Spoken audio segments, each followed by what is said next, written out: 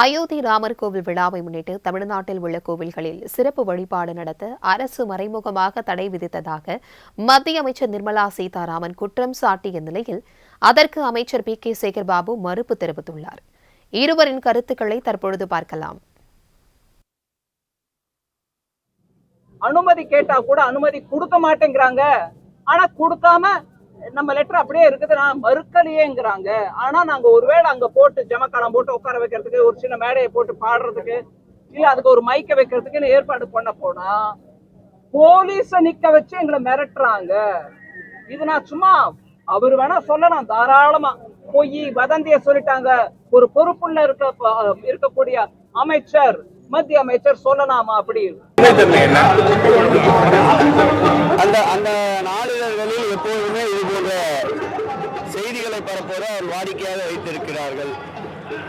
ஆனால் ஒரு உயர்ந்த பொறுப்பில் இருக்கின்ற மத்திய அமைச்சராக இருப்பவர் எதை பற்றியும் சீர ஆராயாமல் எடுத்தேன் கவித்தேன் என்று ஒரு பேட்டியை தருவது அவர் வகிக்கின்ற பதவிக்கு அழகல்ல.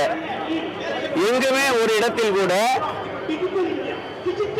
திருக்கோயில்களில் அன்னதானம் வழங்குவதற்கென்று உணவு பாதுகாப்பு துறையால் அனுமதிக்கப்பட்ட உணவுகளை திருக்கோயில் வழங்குவதற்கு தடை இல்லை.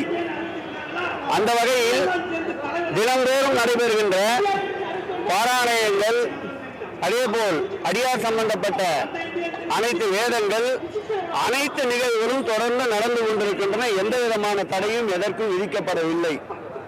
இன்றைக்கு சேலத்திலே உலகமே திரும்பி பார்க்கின்ற அளவிற்கு நடைபெறுகின்ற பிரம்மாண்டமான உரிமை மீட்பு மாநாடு, இந்த மாநாட்டினுடைய செய்திகளை திசை திருப்புவதற்காகவும் இறையன்பர்களுக்கு எதிரான இந்த ஆட்சி என்பதை போல் சித்தரிப்பதற்காகவும் இப்படி கங்கணம் கட்டி கொண்டு பொய் பிரச்சாரம் செய்வதை நாங்கள் வன்மையாக